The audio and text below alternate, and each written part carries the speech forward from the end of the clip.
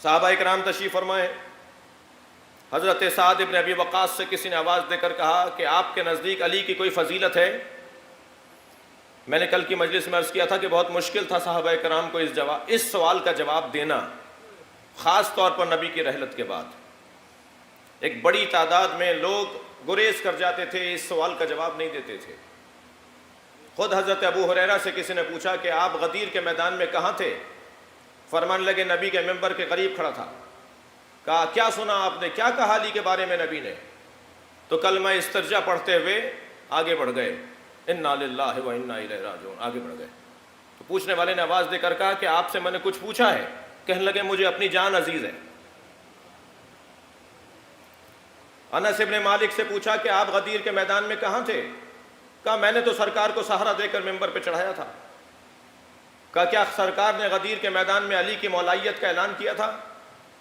تو کہنے لگے میری اولاد زیادہ ہے، میرے پاس مال کم ہے، میری زندگی تنگ پڑ جائے گی، اس کا جواب نہیں دے سکتا. بہت مشکل تھا عزیزو. آج میرا اور آپ کا اتنی آرام سے آسانی سے مولا علی کے فضائل کی گفتگو، مولا علی کے فضائل پہ مجلس کا منعقد کرنا، یہ نعمت عظمیٰ سے کم نہیں ہے.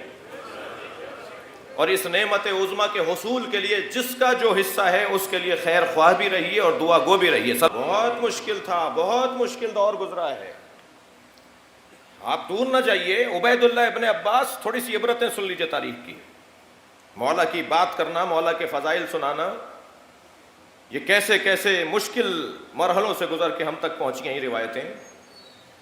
زیادہ دور نہ جائیے. عبید اللہ ابن عباس کون ہیں؟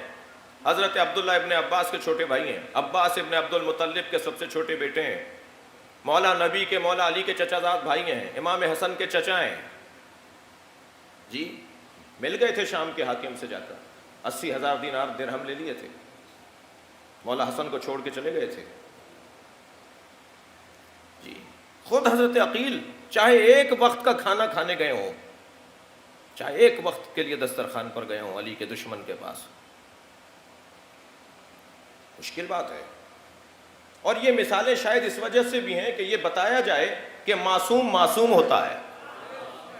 اس کی عصمت کو جو اللہ کی طرف سے قرار دی جاتی ہے اس پر اللہ کا پہرا ہوتا ہے، اللہ کے فرشتوں کا پہرا ہوتا ہے، اللہ بچانے والا ہوتا ہے انہیں. بہت مشکل وقت تھا. عبداللہ ابن سعد ابن ابی وقاص سے سوال ہو رہا ہے، آپ کے نزدیک علی کی فضیلت ہے؟ آپ نے کوئی علی کی فضیلت سنی؟ فرمانے لگے کہ 4 فضائل علی کے میں نے آنکھوں سے دیکھے ہیں کہ اگر ان میں سے ایک فضیلت بھی مجھے مل گئی ہوتی تو حضرت نوح کی عمر کے برابر اگر مجھے حکومت دی جاتی تو میں حکومت چھوڑ دیتا اور اس فضیلت کو لے لیتا. 2,500 سال کے تھے حضرت نوح، 250 سال کی نہیں، 2.5 سال کی حکومت کی بات نہیں ہو رہی. 2,500 سال کی حکومت بھی مجھے دی جاتی اور کہا جاتا یہ فضیلت واپس کر دو تو میں وہ فضیلت واپس نہ کرتا، میں 2,500 سال کی دنیا پر حکومت کو ٹھکرا دیتا اگر ان میں سے ایک فضیلت بھی مجھے مل جاتی. پوچھنے والے نے کہا کہ سعد بتائیے وہ 4 فضیلتیں کون سی ہیں؟ تو سب سے پہلے فرمایا کہ علی کی سب سے بڑی فضیلت، ان 4 فضیلتوں میں جو میرے نزدیک بڑی فضیلتیں ہیں، علی کی سب سے بڑی فضیلت یہ ہے کہ نبی نے علم اس کے ہاتھ میں دیا جسے علی کہا جاتا ہے. کرار کہہ کر، رجل کہہ کر، غیر فرار کہہ کر، غدیر میرے مولا علی کو میرے مولا نبی نے خیبر کے میدان میں علم دیا. یہ علم لینے والی فضیلت یہ علی کے ان 4 فضائل میں سے ایک. ساتھ دوسری فضیلت کیا ہے؟ توجہ چاہوں گا. ساتھ کہنے لگے دوسری فضیلت علی کی یہ ہے کہ سورہ مبارکہ براءت، توجہ چاہوں گا، سورہ براءت، سورہ توبہ، اس کا ایک نام سورہ توبہ بھی ہے. سورہ براءت اور سورہ توبہ جب نازل ہوئی تو مشرکین پر جا کر اس سورہ کو پڑھنا تھا. وہ پیغام مشرکین مکہ کو جا کے سنانا تھا. سرکار مدینے میں تھے. سورہ نازل ہوا کہ آپ یہ پیغام مشرکین تک پہنچا دیں.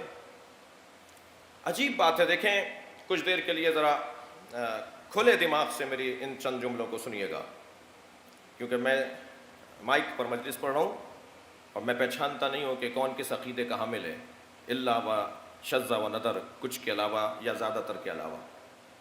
اگر ایک بھی میرا کوئی عزیز بھائی بیٹھا ہے تو اسے لمحہ فکریہ دے رہا ہوں.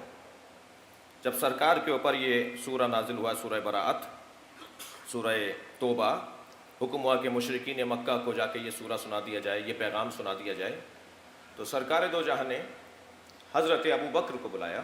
سب نے لکھا ہے، ایک تاریخ کا واقعہ ہے، تاریخ کا باب ہے، ہر تفسیر میں یہی آپ کو ملے گا.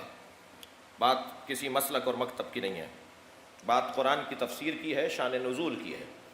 حضرت نبی مکرم نے حضرت ابو بکر کو بلایا اور کہا آپ جا کر یہ سورہ مشرکین مکہ کو سنا کر آ جائیں، یہ مشرکین کو یہ پیغام سورہ براءت کا سنا کر آ جائیں. جی حضرت ابو بکر مدینے سے مکہ کا آدھے سے زیادہ سفر گزار چکے تھے.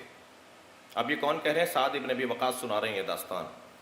وہ سورہ لے کر جا رہے تھے کہ جبریل پھر نازل ہوئے اور کہا لا تکلف الا وانت ونفسک، یہ کام یا آپ خود کریں گے یا آپ جیسا کرے گا. یہ لکھا ہے صاحب نے، صلوات پڑھیں ذرا محمد و آل محمد.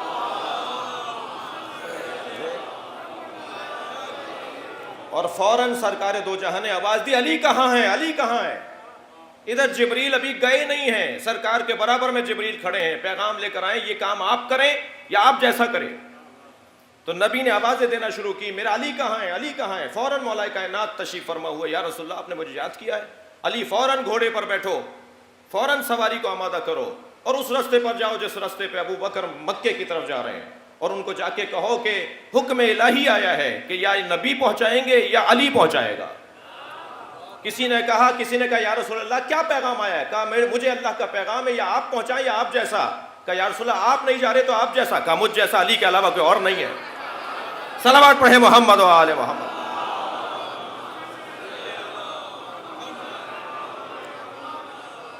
اور مولا جس تیزی کے ساتھ، جس حکم الہی کی پابندی پر عجلت کے ساتھ پہنچے ہوں گے. ابھی حضرت ابو بکر آدھا راستہ گزار کے پہنچے تھے کہ ایک مرتبہ مولا نے آواز دی ٹھہریے. قافلہ ان کے ساتھ کوئی ایک دو فرد نہیں تھا، پورا قافلہ تھا. حضرت ابو بکر کو جا کے کہا کہ اللہ کے نبی نے آپ کو یہ حکم دیا تھا، آپ یہ لے کر جا رہے ہیں. اس کے بعد یہ حکم آیا ہے، اللہ کا حکم آیا ہے، لہٰذا پیغمبر نے مجھے بھیجا ہے کہ مجھ جیسا علی ہے تو میں پیغمبر کی جگہ یہ کام کرنے جا رہا ہوں. بہرحال تاریخ کا ایک حسین باب ہے. حضرت ابو بکر کی آنکھوں میں آنسو آئے. وہ امر مولا علی کے حوالے کرتے ہوئے، مگر کوئی چوں چرا نہیں کی انہوں نے. جو تاریخ میں لکھا ہے میں وہی بیان کروں گا. حضرت ابو بکر نے کوئی چوں چرا نہیں کی، کوئی بحث مباحثہ نہیں کیا. یہ نہیں کہا کہ نہیں میں پہنچاؤں گا.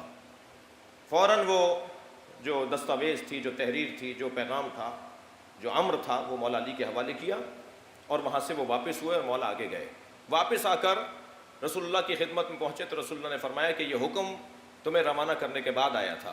سعد ابن ابی وقاص کہتے ہیں کہ ابو بکر کا جانا اور علی کا ان سے وہ امر لے کر پھر علی کا پیغام پہنچانا یہ خود دلیل خلافت علی ہے. بھائی صلوات پڑھے محمد و آل محمد.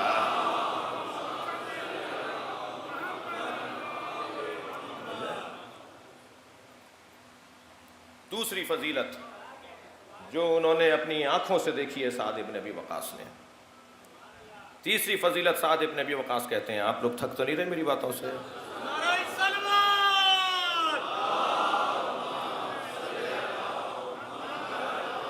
بڑی حسین بات ہے جو میں آپ کو سنانے جا رہا ہوں، آپ کی سنی ہوئی ہے، میرے لب و لہجے میں سن لیجئے.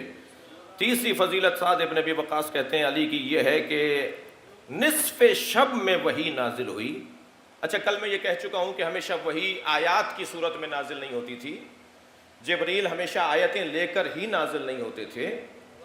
جی جبریل کبھی جھولا جھلانے بھی تو آتے تھے، جبریل کبھی چکی چلانے بھی تو آتے تھے، جبریل کبھی روٹیاں لینے بھی تو آتے تھے. جبریل مختلف احادیث قدسیہ کو لے کر جبریل آتے تھے.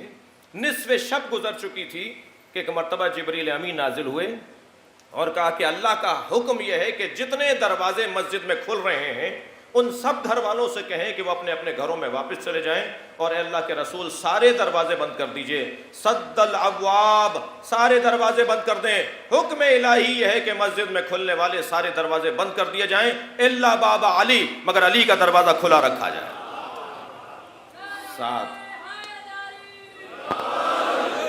سعد ابن ابی وقاص کہتے ہیں کہ یہ علی کی فضیلت میں نے اپنی آنکھوں سے دیکھی ہے.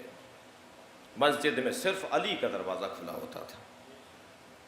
اور پھر کہا لوگوں نے یا رسول اللہ آپ نے علی کا دروازہ کھلا چھوڑ دیا, علی کا دروازہ کھلا رکھنے کا حکم دیا ہے. تو فرمایا نہ میں نے کھلوائے تھے نہ میں نے بند کروائے. اللہ اکبر, اللہ کے حکم سے دروازہ کھلا چھوڑا گیا ہے. اور علامہ ہلی نے تو فضل ابن روزبہان ایک بہت بڑے اہل سنت کا عالم مفکر, انہیں مولا کائنات کی خلافت بلا فصل پر جو دلیلیں دی ہیں نا, مولا کائنات کی خلافت بلا فصل پہ دلیلوں میں ایک دلیل یہ دروازے کا کھلا رکھنا قرار دیا ہے.